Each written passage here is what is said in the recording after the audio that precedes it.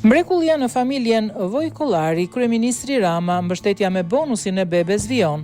Kryeministri Edi Rama ka ndarë në rrjetin social Facebook rastin e familjes Vojkollari, e cila u bekua me 4 njak në maternitetin Koço Glozheni.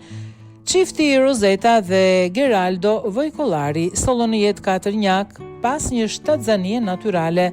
Shefi i qeverisë pohon se mbështetja me bonusin e bebes vijon.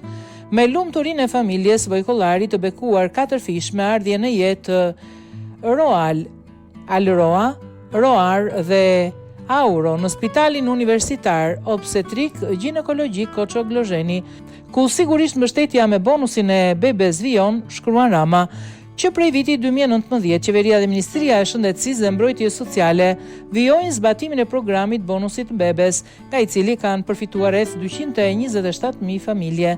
Bazuar në skemën aktuale, bonusi bebes përfitohet nga familje të cilat jetojnë dhe kontribuojnë në Shqipëri.